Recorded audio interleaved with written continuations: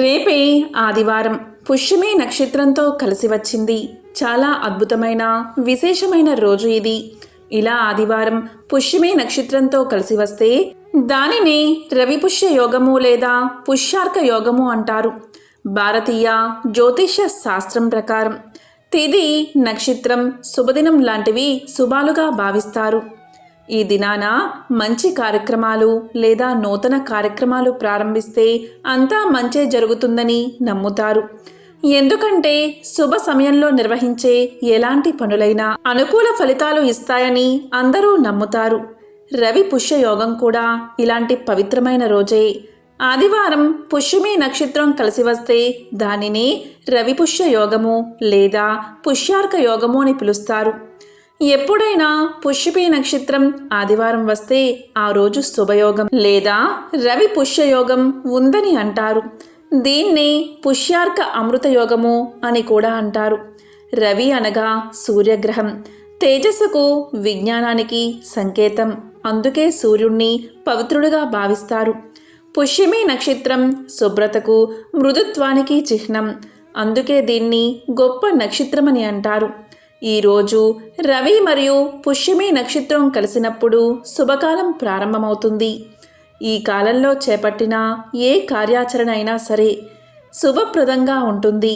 అయితే ఈరోజు మీరు ఏం చేసినా చేయకపోయినా 5 రూపాయలు పెట్టి ఈ వస్తువు ఒకటి కొని ఇంటికి తెచ్చుకుంటే చాలు. లక్ష్మీదేవి అనుగ్రహం మీకు తప్పకుండా కలుగుతుంది. దరిద్రం తొలగిపోతుంది. లక్ష్మీదేవి అనుగ్రహం లేదని బాధపడేవారు, లక్ష్మీదేవి అనుగ్రహం కావాలని కోరుకునేవారు ఈరోజు ఈ వస్తువును కొని ఇంటికి తెచ్చుకుంటే చాలు. అద్భుత ఫలితాలు లభిస్తాయి.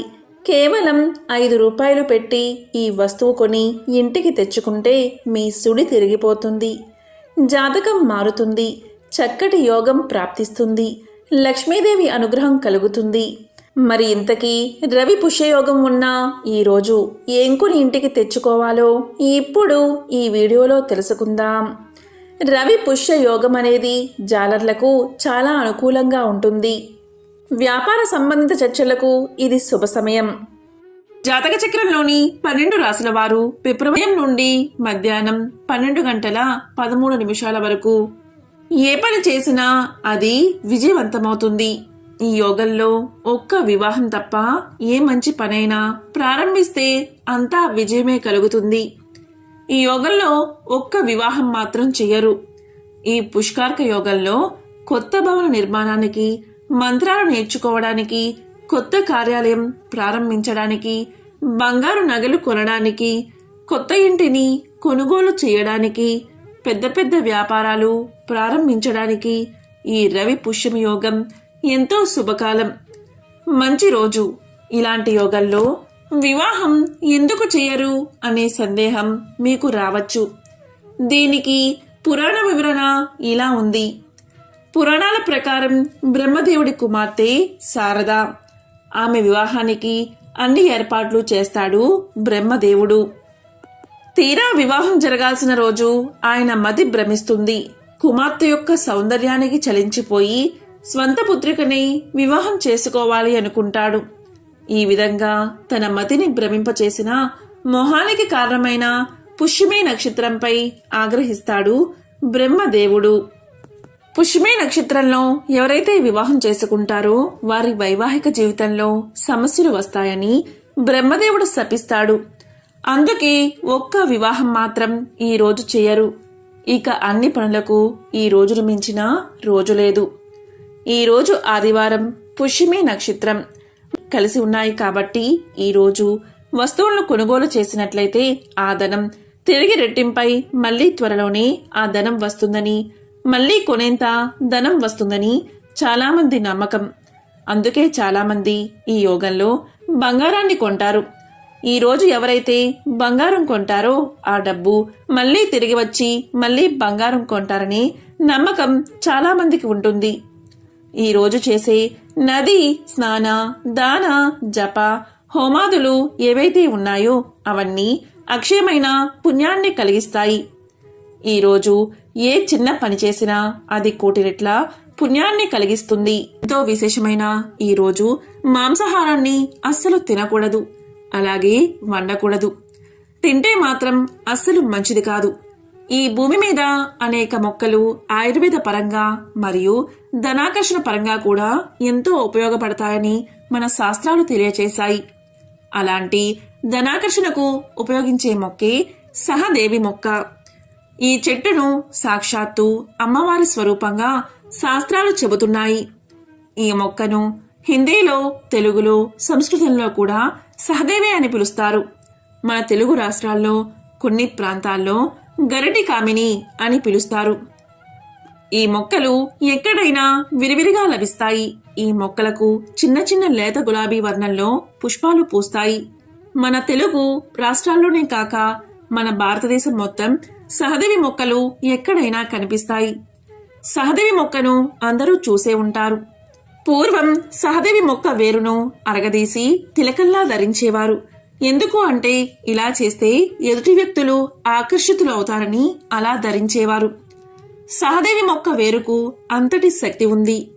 అదేవిధంగా ఈ మొక్క సమూహాన్ని పెళ్లగించి భస్మంలా చేసుకుని నుదుటిన ధరిస్తారు. ఇలా కూడా చేస్తే ఇతర వ్యక్తులు ఆకర్షించబడతారని ఈ విధంగా నుదుటిన ఈ మొక్క యొక్క భస్మాన్ని ధరిస్తారు. ఈ చెట్టు వేరుతో నిత్యం దంతాలు తోమితే వారికి అద్భుతమైన వాక్శక్తి పెరుగుతుందట. ఈ చెట్టు వేరుతో దంతాలు తోమేవారి మాటలు శాసనంగా ఎదుటివారు వింటారని ఒక నమ్మకం ఉంది. అంతేకాదు, ఈ మొక్క వేరుతో దంతాలు తోమితే దంతాల్లో పటుత్వం కూడా పెరుగుతుంది.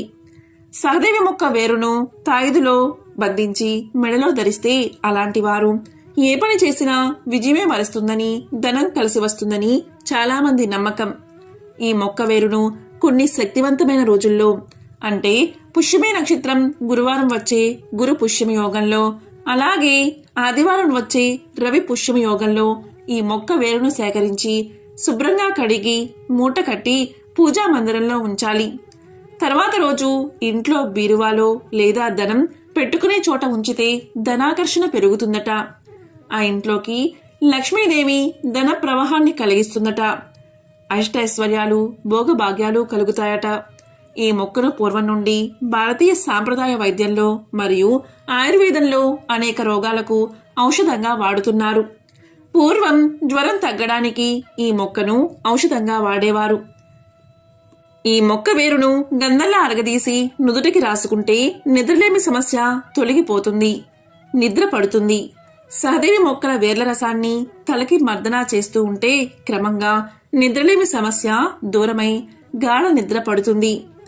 వీటి ఆకుల కషాయాన్ని గజ్జి, తామర, దురద వంటి చర్మ వ్యాధులకు ఔషధంగా ఉపయోగిస్తారు.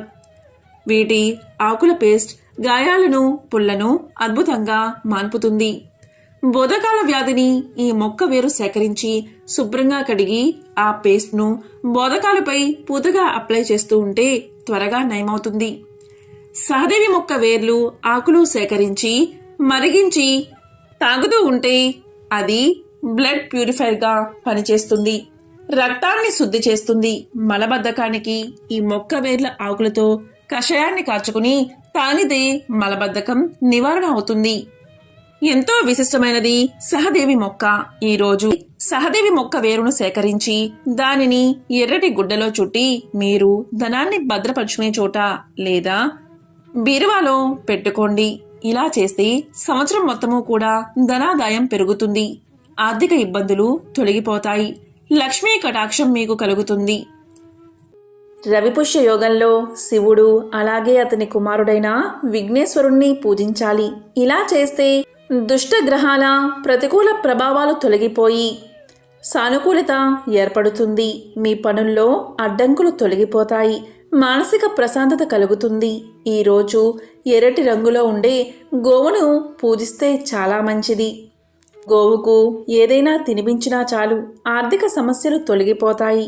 అంతేకాదు, ఈరోజు సంపద పెరగడానికి శ్రీయంత్రాన్ని ఏర్పాటు చేసుకుంటే చాలా ప్రయోజనకరంగా ఉంటుంది. ఇలా ఏర్పాటు చేసుకుంటే ఐశ్వర్య వృద్ధి కూడా జరుగుతుంది.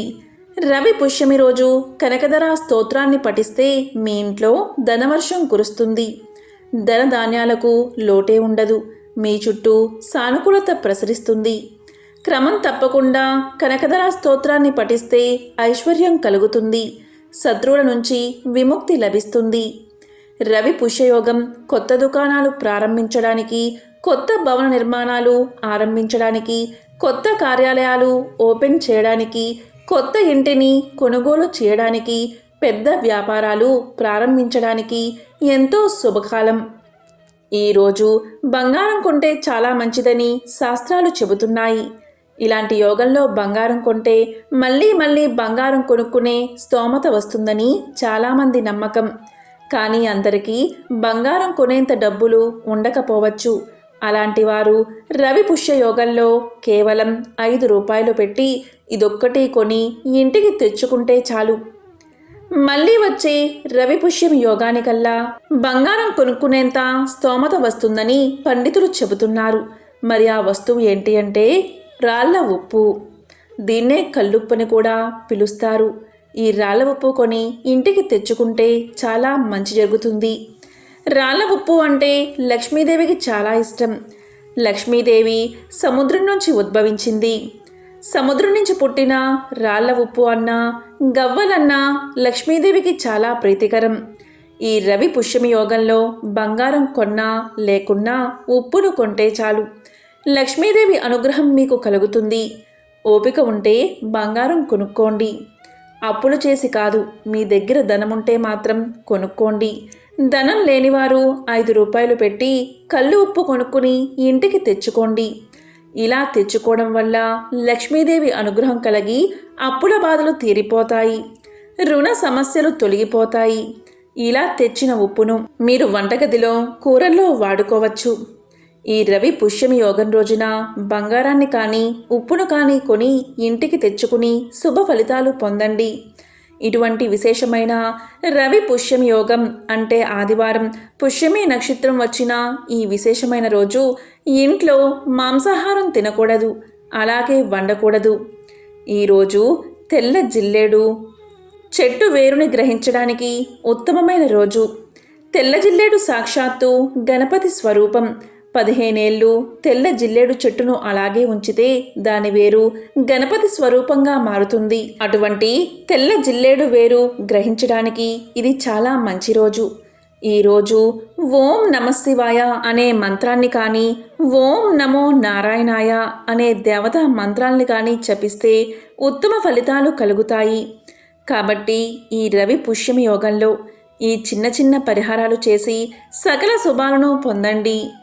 ఓం నమశివాయ, ఓం నమో నారాయణాయ, ఓం నమో సూర్యాయ నమః.